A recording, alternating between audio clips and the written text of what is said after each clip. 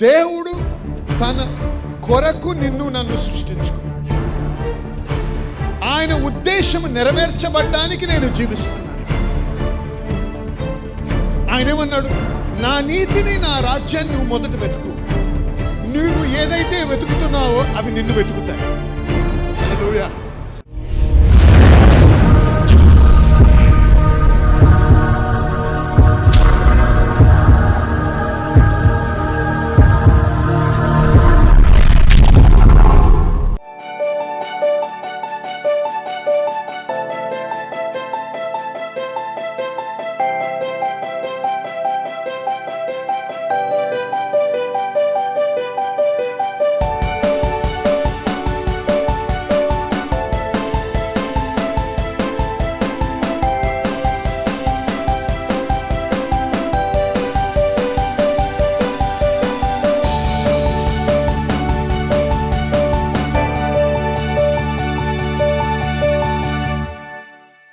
ఈరోజు I'm starting ఒక కొత్త సిరీస్ మొదలు పెడుతున్నాం.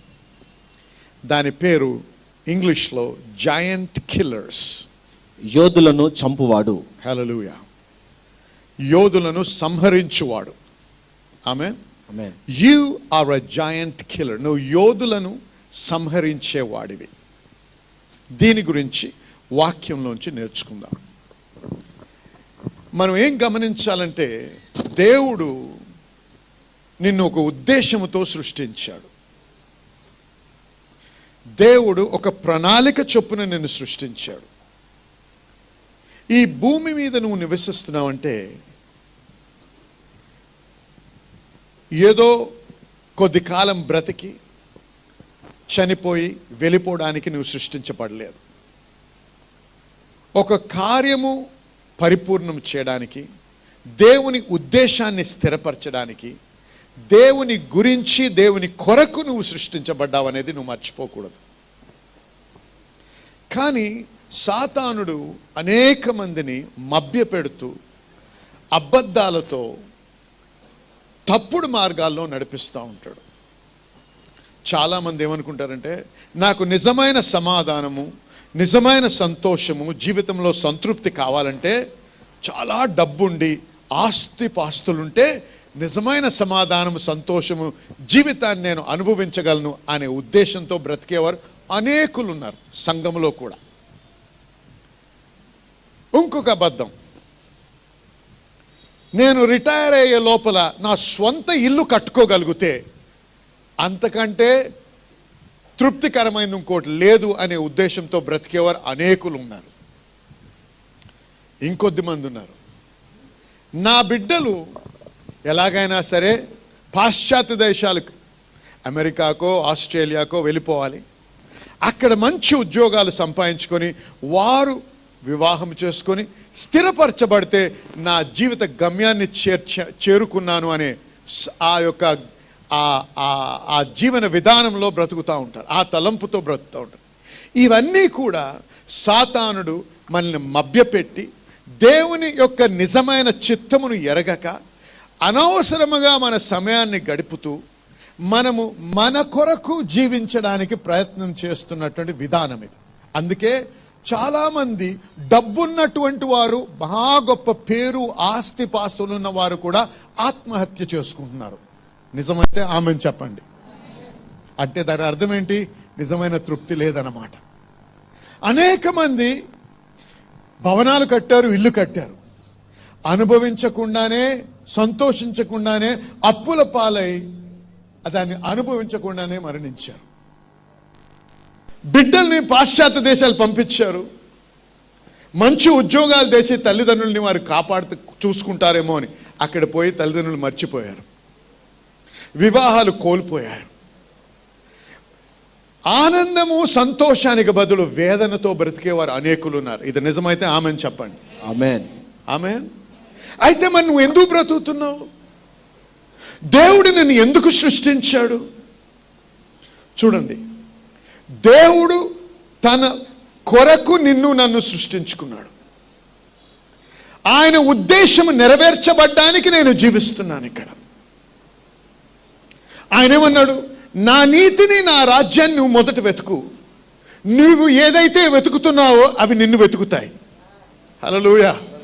డబ్బు కావాలా, ఆస్తి కావాలా, ఇల్లు కావాలా, సమాధానం కావాలా, సంతోషం కావాలా, సంతృప్తి కావాలా, అవన్నీ నిన్ను వెంబడిస్తాయి. నువ్వు వాటిని వెంబడించే అవసరం లేదు. నువ్వు దేన్ని వెంబడించాలి? దేవుణ్ణి వెంబడించాలి. హల్లెలూయా. దేవుణ్ణి వెంబడించడం ఏంటంటే మతపరంగా బ్రతకడమా? కాదు. దేవుడు నిన్ను ఏ ఉద్దేశము చొప్పున నిన్ను సృష్టించాడో అది ఎరగాలి, అది తెలుసుకోవాలి. దాని నిమిత్తమై నువ్వు జీవించాలి. దేవునితో సరి అయినటువంటి సన్నిహిత సంబంధంలో బ్రతుకుతూ, మతపరముగా కాకుండా అన్యోన్య సహవాసంలో జీవిస్తూ, దేవుణ్ణి తెలుసుకుంటూ, నిన్ను ఎందుకు ఆయన సృష్టించాడో నువ్వు తెలుసుకుని దాని ప్రకారంగా నువ్వు జీవించినప్పుడే నీవు నిజంగా నీ జీవితంలో సమాధానము, సంతృప్తి నువ్వు పొందగలవు. హల్లెలూయా చెప్పండి. ఆమేన్. చూడండి, నా ఉద్దేశ ప్రకారం నేను ఎప్పుడు కూడా ఒక సేవకుడు అవ్వాలని, ఒక పాస్టర్ అవ్వాలని, లేకపోతే ప్రచారం చేయడానికి, వాక్య ప్రచారం చేయడానికి అనే ఉద్దేశం నా జీవితంలో ఎప్పుడూ లేకుండింది. మా కుటుంబంలో నా తల్లి వైపు చూసినా, నా తండ్రి వైపు చూసినా ఎవరు కూడా సేవలో లేరు. మా తండ్రి ఈ గవర్నమెంట్లో చాలా మంచి పొజిషన్లో ఉండేవాడు. సివిల్ ఇంజనీర్గా, చీఫ్ ఇంజనీర్గా, ఇరిగేషన్ డిపార్ట్మెంట్లో ఉండేవారు. మా తాత మంచి డాక్టర్. నేను డాక్టర్ అవ్వాలనుకున్నాను. వెల్లూరు మెడికల్ కాలేజ్లో స్టూడెంట్గా జాయిన్ అయ్యాను. కానీ నేను వాళ్ళ డాక్టర్ని కాను. దేవుని వాక్యము ప్రకటించేవాడిని. హల్లెలూయా. దేవుని కృపను బట్టి నిన్ను ఎందుకు దేవుడు సృష్టించాడో నేను కనుగొన్నాను. అందుకే ఇవాళ ఖచ్చితంగా చెప్పగలను, డాక్టర్ అయ్యుంటే మటుకు నాకంటే హీనమైన స్థితిలో ఇంకోడు ఉండేవాడు కాదు. అంటే డాక్టర్ చేయడం తప్ప కాదు, నా జీవితంలో అది తప్ప ఉంది. నాకు నేను ఏదైతే కోరుకుంటున్నానో, ప్రతి మనిషి ఏం కోరుకుంటాడండి? సమాధానం కావాలి, సంతోషం కావాలి, సంతృప్తి ఉండాలి, కుటుంబంలో మంచి అన్యోన్యత ఉండాలి, ప్రేమ ఉండాలి, పిల్లలు మంచిగా పెరగాలి, ఏమి కొదువు ఉండకూడదు, ఏది చేయాలన్నా దానికి సదుపాయం ఉండాలి. అవునా కాదా చెప్పండి? అవునా? గట్టిగా చెప్పాలి. అవునైతే అవును కదా. మరి అవి నేను పొందాలి. నిజమైనటువంటి తృప్తితో మరణించే దినము దేవుడు తృప్తిగా మరణించాలి. ఆమేన్. ఏదైతే నేను ఉద్దేశించానో అవన్నీ నేను పరిపూర్ణం చేయగలిగాను, దేవుని పిలుపుకి నేను లోబడ్డాను అనేటువంటి పరిపూర్ణం చేశాననే ఆ సంతృప్తితో మనం వదలాలి. గమనించండి జనులారా, తిరిగి జన్మించారు, పరిశుద్ధాత్మ చేత అభిషేకించబడ్డారు, భాషలతో మాట్లాడతారు, ప్రార్థన చేస్తారు. అయినా అనేకులు సంతృప్తి లేకుండా, సమాధానం లేకుండా, అప్పుల పాలై అనారోగ్యంతో కొట్టుమిట్టులాడుతున్నారు సంఘాల్లో. అది దేవుని చిత్తమా? కాదు. మరి ఎందుకు అనుభవించలేకపోతున్నాం? దేవుడు నన్ను ఒక ఉద్దేశము చొప్పున సృష్టించాడు అని మొట్టమొదటిగా మీరు తెలుసుకోవాలి. హల్లెలూయా. అంటే అందరూ దేవుని సేవ చేయాలా? కాదు. కొద్దిమందిని రాజులుగా సృష్టించాడు, కొద్దిమందిని వ్యాపారస్తులుగా సృష్టించాడు, కొద్దిమందిని అడ్మినిస్ట్రేషన్ కొరకు సృష్టించాడు, కొద్దిమందిని డాక్టర్ పనిచేయడానికి సృష్టించాడు, కొద్దిమంది ఇంజనీర్లు అయ్యారు. రకరకాలైన వృత్తుల కొరకు చేయడానికి. ఎందుకు? ఇవన్నీ మనకి ఏవైతే దేవుడు ఇస్తున్నాడో వాటి ద్వారా ఆయన రాజ్యమును కడుతూ, ఆయన గణపరుస్తూ, ఎందు నిమిత్తమైతే దేవుడు నన్ను పిలిచాడో అది నేను పరిపూర్ణం చేస్తూ ముందుకు సాగినప్పుడు నేను నిజమైన సమాధానము, సంతృప్తి, అభివృద్ధి, దేవుని యొక్క సమృద్ధిని నేను అనుభవించగలను. హల్లెలూయా. హల్లెలూయా. అర్థమవుతుంది అందరికీ? అర్థమవుతుందండి? హల్లెలూయా. ఆమేన్. అయితే ఈరోజు మీకు గుర్తు చేయాలనుకుంటాను, క్రైస్తవత్వం అంటే ఒక మతము కాదు, కానీ యుద్ధము. హల్లెలూయా. ఏంటంటే చెప్పండి అందరూ, ఏంటంటే అది పోరాటం. ఆ పోరాటం గురించే మనం ఇవాళ మాట్లాడుతున్నాం. ఒక యుద్ధములో ఉన్నావు నువ్వు, కానీ నువ్వు గ్రహించడం లేదు ఒక యుద్ధం ఉందని నీ చేతిలో. ఆ యుద్ధము ఉన్నా ఓ యుద్ధము లేదనేటువంటి భావనతో బ్రతుకుతున్నావు. అందుకే నిన్ను నొక్కేస్తున్నాడు సాతాను. ఆస్ట్రిచ్ అంటే ఏంటి? ఆస్ట్రిచ్ అంటే తెలుసండి మీకు? పెద్దగా ఉంటుంది కదా. అదంట అది ఏదైనా వెంటాడితే పరిగెట్టి ఇంకా ఆ ప్రాబ్లం ఉందని చెప్పి తెలుసుకోకూడదని తల మట్టిలో దాచుకుంటుందంట.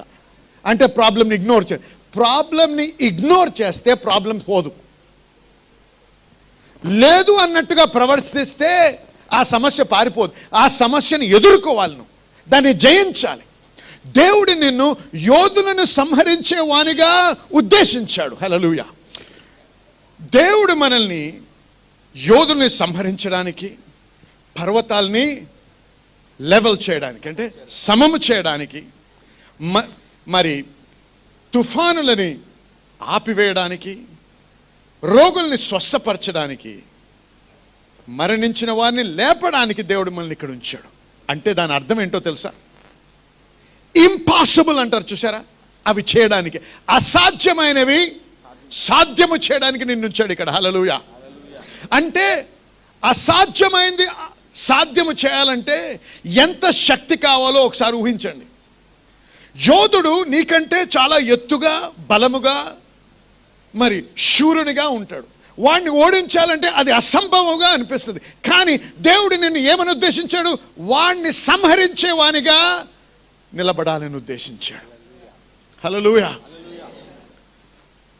ఎరగండి, ఓడిపోయే వారిని దేవుడు సృష్టించలేడు. జయము నా హక్కు. ఓడిపోవడం అనేది మనం ఎరగకూడదు. దేవుడు నాకు తోడై ఉంటే ఎవడు నన్ను ఎదిరించగలడు? If God be for us, who can be against us? దేవుడు మనకు తోడై ఉంటే ఓటమి ఎరగము.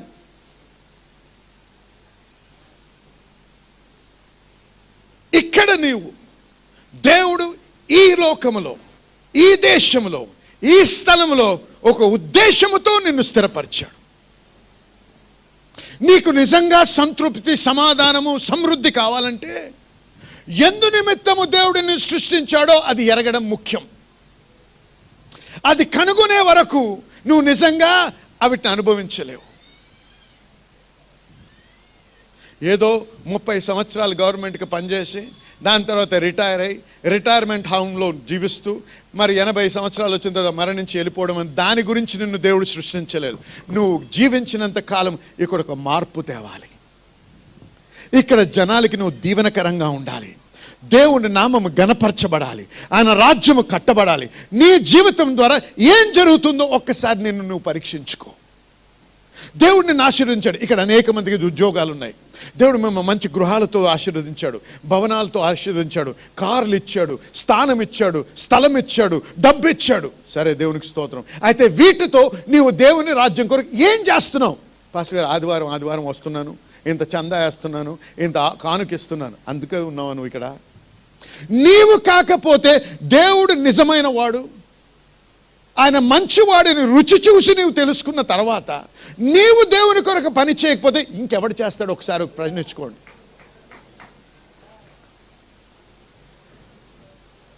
ఎందుకు జీవిస్తున్నావు నువ్వు? నీ జీవితానికి అర్థం ఏంటి అసలు? నువ్వు పరలోకంలో నిలబడ్డప్పుడు దేవుని ముందు నువ్వు ఎంత సంపాదించావని అడుగుతాడా దేవుడు? నువ్వు ఎంత పెద్ద ఇల్లు కట్టావని అడుగుతాడా? నువ్వు ఏ కారులో తిరిగావని అడుగుతాడా? నీకెంతమంది పిల్లలని అడుగుతాడా? ఏ దేశాల్లో బ్రతికారు నీ పిల్లలు అంటాడా? కాదు. నా కొరకు, నా రాజ్యం కొరకు ఏం చేశావు? తల్లిదండ్రులకు తెలుసు, కష్టపడి మనకెంత కష్టం ఉన్నా ఆ కష్టాన్ని నోర్చుకొని మనకి సాధ్యమైన దానికంటే కొద్ది కష్టమైన మంచి స్కూల్స్కి పంపిస్తాం మన పిల్లల్ని, అవునా కాదా? కష్టపడి మంచి కాలేజ్ పంపిస్తాం, అప్పైనా తీసుకొని వేరే దేశాలు పంపిస్తాం ఇంకా చదవాలని. ఎందుకు? వాడు పెద్దవాడై మన కుటుంబానికి దీవెనకరంగా ఉంటాడని. అక్కడికి వెళ్ళి మంచి ఉద్యోగాన్ని సంపాదించి మంచి ఆదాయం పొందిన తర్వాత 6 నెలల తర్వాత నీకు రాయడం మానేస్తాడు, ఫోన్ మాట్లాడడం మానేస్తాడు. ఎందుకు? నేను బిజీ అంటాడు. ఒక నయా పైసా పంపడు, నువ్వేమో అప్పుల పాలై ఉంటావు. నీ హృదయం ఎలాగుంటుందో ఒకసారి ఆలోచించు. గమనిస్తున్నారా? గమనిస్తున్నారా? నీ తల్లిదండ్రులు నిన్ను కష్టపడి పెంచారు, కష్టపడి ఒక స్థితికి తెచ్చారు. ఎందుకు? వారిని ముసలి కాలంలో వారిని మర్చిపోకుండా, వీరి వలనే కదా దేవుడు నన్ను దీవించాడని నువ్వు మర్చిపోకుండా ఉండి, వారిని గౌరవించినప్పుడు నేను దేవుణ్ణి గౌరవిస్తున్నాను, ఎందుకంటే దేవుడు వారి ద్వారా నాకు ఈ జీవితాన్ని ఇచ్చాడని నువ్వు గ్రహిస్తూ, నువ్వు ఎప్పుడైతే వారిని గౌరవిస్తావో దేవుడు నిన్ను గౌరవించి నిన్ను దీవిస్తాడు. కానీ అనేక మంది తన తల్లిదండ్రులనే మర్చిపోతున్నారు. మరి ఒక ప్రశ్న, నీవు ఈవేళ మంచి ఉద్యోగంలో ఉన్నావు, మంచి స్థలంలో ఉన్నావు, మంచి స్థానంలో ఉన్నావు, మంచి పలుకుబడి ఉంది, మంచి కారు ఉంది, మంచి ఇల్లు ఉంది, ఎవరిచ్చారండి ఇదంతా? అయితే యేసే అడుగుతున్నాడు, నీవు నా కొరకు ఏం చేస్తున్నావు? నా రాజ్య నిమిత్తం నువ్వేం చేస్తున్నావు? నా ఆలయ నిమిత్తం నువ్వేం చేస్తున్నావు? నా సంఘము నిమిత్తం నువ్వేం చేస్తున్నావు? నీవు కాకపోతే ఇంకెవరు చేస్తారు? నీ తల్లిదండ్రుల గురించి నువ్వు పట్టించుకోకపోతే ఇంకెవడు పట్టించుకుంటాడు చెప్పండి? ప్రభుత్వమా? పరాయివాడా? నిన్ను కని పెంచి మంచి తీర్చిదిద్ది పెద్దవాడిగా చేసిన నీ తల్లిదండ్రులే నువ్వు మర్చిపోతే ఎవరు పట్టించుకుంటారండి? నేను ఎంతగా దీవించిన నీ దేవుణ్ణే నువ్వు మర్చిపోతే దేవుని రాజ్యం ఎవరు కడతారు? అందుకే అన్నాడు ఆయన, నా నీతిని నా రాజ్యాన్ని ముందు వెతుకు, అప్పుడు ఇవన్నీ నీకు అనుగ్రహించబడను. హల్లెలూయా! గట్టిగా చెప్పాలి హల్లెలూయా! ఏమన్నానండి? మిమ్మల్ని యోధులను సంహరించేవానిగా, అసాధ్యమైనవి సాధించడానికి, మరి రోగుల్ని స్వస్థపరచడానికి, చనిపోయి మరణించిన వాటిని తిరిగి లేవనెత్తడానికి దేవుడు నిన్ను సృష్టించాడు. హల్లెలూయా! కానీ గమనించండి, ఒక యుద్ధం ఉంది మీ చేతుల మీదని మర్చిపోవద్దు. దేవుని నమ్ముకున్న బిడ్డలుగా గ్రహించిన ఒక విషయం, మీరు మీ గమ్యాన్ని చేరాలంటే, దేవుడు ఉద్దేశించిన గమ్యాన్ని చేరి దేవుని అనుభవించి సంతోషంలో బ్రతకాలంటే, ఒక మూలను కూర్చొని ఏడుస్తే సరిపోదు. దేవా నాకు ఎందుకు ఈ కష్టాలు వస్తున్నాయి? ఎంతమంది ప్రశ్నిస్తున్నారు దేవుని, నన్నెందుకు ఇలా హింసిస్తున్నావు ప్రభువా అని ప్రశ్నిస్తారు. ఎక్కడ నేర్చుకున్నారు తెలుసా? సినిమాలో. వాడు పాట పాడుతూ అడుగుతాడు ఓ బొమ్మని, హల్లెలూయా చెప్పండి, మీరు చూడనట్టు చేయకండి. ఆమేన్. అయితే నువ్వేమంటున్నావు? వాడే అబ్బా మా పాస్టర్ కంటే బాగా చెప్తున్నాడండి వాడు, అందుకే ఏం చేస్తున్నావు దేవా అని అడుగుతావు. బుద్ధిహీనుడా, నువ్వు వాక్యంలో నేర్చుకోవాలి, సినిమాలో కాదు. దేవుడి గురించి. ఆమేన్. దేవుణ్ణి ప్రశ్నించకూడదు, దేవుణ్ణి అడగాలి, దేవుణ్ణి ప్రార్థించాలి, తెలుసుకోవాలి, ఆయన వాక్యములో అవగాహన కావాలి. ముఖ్యంగా తెలుసుకోవాల్సిందేంటి? నీ నుంచి దోచుకునేవాడు కాదు దేవుడు, నిన్ను హింసించేవాడు కాదు దేవుడు, నిన్ను రోగస్తుడిగా చేసేవాడు దేవుడు కాదు, నిన్ను బీదవాడిగా పేదవాడిగా ఏమీ లేని స్థితిలో ఉంచేది దేవుడు కాదు అని తెలుసుకో వాక్య ప్రకారంగా. హల్లెలూయా! నిన్ను కష్టపెట్టేవాడు కాదు. దొంగ ఎందుకు వస్తాడో తెలుసా? దోచుకోవడానికి, హత్య చేయడానికి, నాశనం చేయడానికి వస్తాడు. కానీ నేనైతే మీకు జీవమును, సమృద్ధి జీవం ఇవ్వడానికి వచ్చానన్నాడు దేవుడు. హల్లెలూయా! దేవునికి స్తోత్రం. హల్లెలూయా! దేవుడు మీకు సమృద్ధి జీవం ఇస్తాడంట.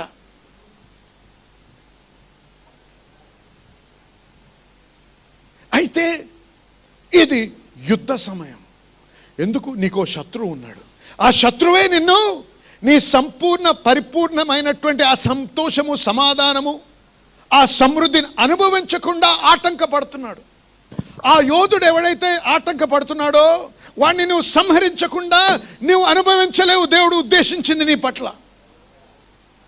కాబట్టి నీవు దేవుడి నీ పట్ల ఆశించి ఉద్దేశించి నీవు అనుభవించాలంటే ఆ యోధుల్ని సంహరించాలి. హల్లెలూయా! అందుకే నువ్వు జాయింట్ కిల్లర్. నువ్వు తిరిగి జన్మించినప్పుడు ఎలా జన్మించావండి? దేవుని వాక్యమనే బీజము ద్వారా జన్మించబడ్డావు. హల్లెలూయా! దేవుని వాక్యమనే బీజము ద్వారా. ఆ బీజములో డిఎన్ఏ ఉంటుంది కదా, ప్రతి సీడ్కి డిఎన్ఏ ఉంటుంది. ఆ డిఎన్ఏలో ఏం రాసింది తెలుసా? నువ్వు ఓడిపోవని. ఆ డిఎన్ఏ నీలో ఏం డిఎన్ఏ ఉందండి? నేను ఓడిపోలేను ఇంకా. నేను జయించేవాడిని. రాజ కుటుంబంలో పుట్టినప్పుడు ఆ మనిషి చెప్పుకోకుండా వాడిని చూడగానే చెప్పొచ్చు వీడు రాయల్ ఫ్యామిలీ నుంచి వచ్చాడు అని. అవునా? ఎందుకు? వాడి డిఎన్ఏలోనే ఉంటుంది. అలాగే నీవు యేసు ప్రభువులో జన్మించినప్పుడు నువ్వు వేరే అని చెప్పగలడు సాతాను. మరి మనుషులు కూడా మరి సంఘంలో మాత్రమే కాదు, మరి ఈ యొక్క అభిషేకంతో అనుసంధానమైనటువంటి భాగస్తులు అనేక మంది దేవుని యొక్క అద్భుతమైన కార్యాలు అనుభవిస్తూ ఉన్నారు. కరీంనగర్లో ఉన్నటువంటి సలీనా అనేటువంటి ఒక సహోదరి యొక్క మరి చెల్లి గారు మరి అక్కడ తన ఒక స్కూల్లో పనిచేస్తుంటారు. తన స్కూల్లో ఉన్నటువంటి ఆ సమయంలోనే మరి తన ఉన్నట్టుగా మరి తనకి వెంటనే కళ్ళు తిరగడము, పడిపోయారు. మరి స్టాఫ్ అంతా వచ్చి మరి తనని హాస్పిటల్ తీసుకెళ్లాలని చూసేటప్పటికి తన మెలకు వచ్చేసరికి 2 కాళ్ళల్లో కూడా స్పర్శ లేకుండా ఉన్నారు. తన చాలా ఆందోళన ఉన్నటువంటి అదే సమయంలో మరి శామ్యూల్ పట్టా మినిస్ట్రీస్ ఆఫీస్ నుంచి మరొకరు తనకి ఫోన్ చేయడం జరిగింది. ప్రార్థన చేశారు. తన పరిస్థితి వివరించినప్పుడు ప్రార్థన చేశారు. దేవుని అభిషేకంలో మీరు అనుసంధానం అయ్యారు కాబట్టి దేవుని స్వస్థత ఖచ్చితంగా మీరు అనుభవిస్తారని చెప్పి ప్రోత్సహించి ఆ ప్రేయర్ చేసి ముగించే లోపే తన అనుభవించింది ఏంటి అంటే స్పర్శ లేకుండా ఉన్నటువంటి ఒక కాళ్ళలోనికి దేవుని యొక్క శక్తి మరి ఉండి తన లెగిసి మామూలుగా నడవగలిగారు. హాస్పిటల్కి వెళ్ళక్కర్లేకుండానే తన తిరిగి మామూలు స్థితికి రాగలిగారు. అది మాత్రమే కాదు, సహోదరి కూడా మరి తన ఎడమవైపు భుజం నుంచి మరి అరిచేతు వరకు కూడా మరి నొప్పితో బాధపడినప్పుడు సంఘంలో తన జ్ఞాపకం చేసుకున్నారు. చెప్పబడినటువంటి మాటలు, ప్రార్థించినటువంటి నూనె రాసుకుని ఏ విధంగా దేవుని స్వస్థతను మనం అనుభవించాలి అనేటువంటి విషయంగా ఎలాగ దేవుని మీద ఆధారపడాలి అని వెంటనే తన ఇంట్లో ఉన్నటువంటి ఆ యొక్క నూనెను తీసుకుని తన రాసుకుని ప్రార్థన చేసుకున్నారు. మరి ఏ విధమైన మెడికేషన్ లేకుండానే దేవుని యొక్క స్వస్థతను తన పొందుకొని ఉన్నారు. ప్రభువైన యేసుక్రీస్తు నామానికే సమస్త మహిమ కలుగును గాక. డిఎన్ఏలోనే ఉంది. నేను మూల కూర్చొని ప్రార్థన చేస్తూ, దేవా ఇంకెప్పుడు నాయన, ఇంకెప్పుడు ప్రభా నా ప్రార్థన ఎందుకు ఆలకించావు ప్రభా, నాకు ఇంకెప్పుడైనా అప్పులోంచి నేను బయటకు రాగలనా ప్రభా, ఈ రోగంతో ఇంకెంతకాలం బ్రతకాలి ప్రభా, నేను ఎంత ప్రార్థన చేసినా నువ్వు నాకు జవాబు ఇవ్వటం లేదు ప్రభా అని ఇటువంటి ప్రార్థనకు జవాబు ఉండవు. దేవుడు ఆపటం లేదు నీ దీవెన్ని, నీ ఆశీర్వాదాన్ని, నీ స్వస్థతను. ఒక యోధుడు ఆపుతున్నాడు. చూడండి, ఆ గుడ్డితనంలో బ్రతుకుతున్నారు చాలా మంది క్రైస్తవులు. అందుకే దేవుణ్ణి ప్రశ్నిస్తున్నారు. హల్లెలూయా, దేవునికి స్తోత్రం. మరి మీరందరూ కూడా మా యొక్క ప్రోగ్రాం ద్వారా ఆశీర్వదించబడుతున్నారు నమ్ముతున్నాము. మరి ప్రత్యేకంగా ఈ దినమున మీరు వినినటువంటి వాక్యాన్ని బట్టి మీరు ఆత్మీయంగా బలపడ్డారని, ఆశీర్వదించబడ్డారని నమ్ముతూ దేవునికి మీతో పాటు మేము స్తుతులు చెల్లిస్తున్నాం. దేవునికి మహిమ కలుగును గాక. ఇదే కాకుండా మేము అనేక మంది సాక్ష్యాలు పంపుతూ మాకు తెలియపరుస్తున్న విషయాలు ఏంటంటే అనేకులు కణుతుల నుంచి విడుదల పొందడము, స్వస్థత నొందడము, చర్మ వ్యాధుల నుంచి స్వస్థత నొందుతున్నారు. దీర్ఘకాలపు నొప్పుల నుంచి, మరి అది ఆర్థరైటిస్ అవ్వచ్చు, లేకపోతే థైరాయిడ్ అవ్వచ్చు, ఇటువంటి వాటి నుంచి కూడా వారు స్వస్థత పొందారని మాకు సాక్ష్యాలు పంపుతున్నారు. వారందరిని బట్టి దేవునికి స్తుతి చెల్లిస్తున్నాం. దేవుడు చేస్తున్న మహత్కార్యాలని బట్టి మరి దేవునికి ఘనత మహిమ కలుగును గాక. మరి ఈ దినమున ఈ ప్రోగ్రాం ముగించక ముందు మీలో ఇంకా అనేక మంది అస్వస్థతగా ఉన్నారని మాకు తెలుసు.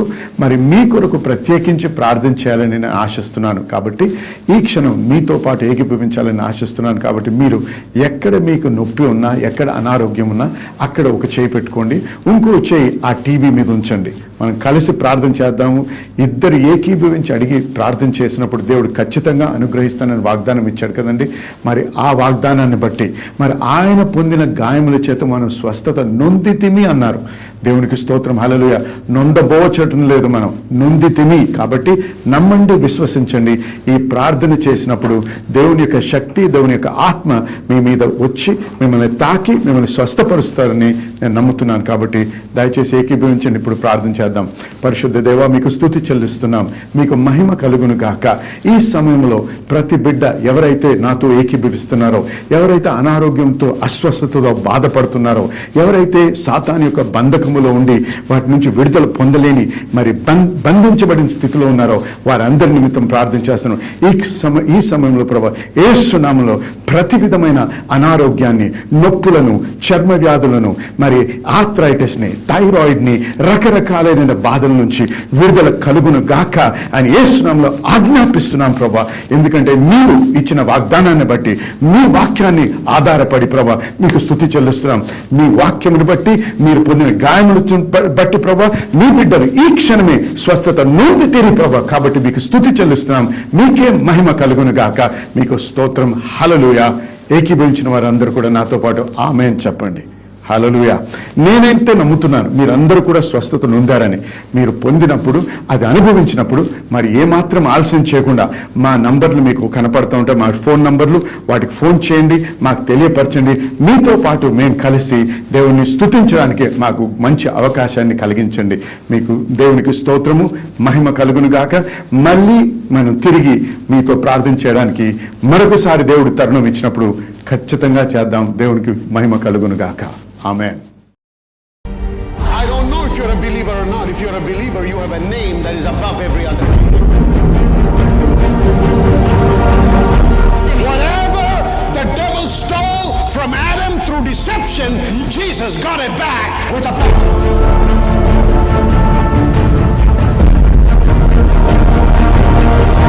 You don't have to say, God, take me, please take me, I can't handle this. That's the cry of a defeated person. I can't handle this anymore, God, please take me away. I'm a waste, Lord. I'm a burden to this man. I'm a burden to my family. I'm a burden. Hey, get up, wake up. If you're still alive, that means God thinks you're valuable and God needs you here. You better wake up and find out why you're still alive and do something for God's glory rather than sit in a corner and cry and say, take me, Lord. Don't be a friend of the devil. Be a child of God who lives in victory. Somebody shout amen.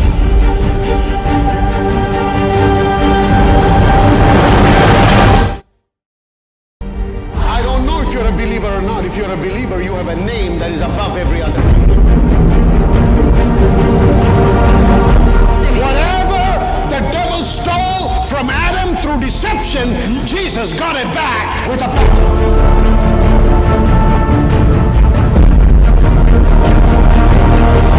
You don't have to say, God, take me, please take me, I can't handle this. That's the cry of a defeated person. I can't handle this anymore, God, please take me away. I'm a waste, Lord. I'm a burden to this man. I'm a burden to my family. I'm a burden. Hey, get up, wake up. If you're still alive, that means God thinks you're valuable and God needs you here. You better wake up and find out why you're still alive and do something for God's glory rather than sit in a corner and cry and say, take me, Lord. Don't be a friend of the devil. Be a child of God who lives in victory. Somebody shout amen.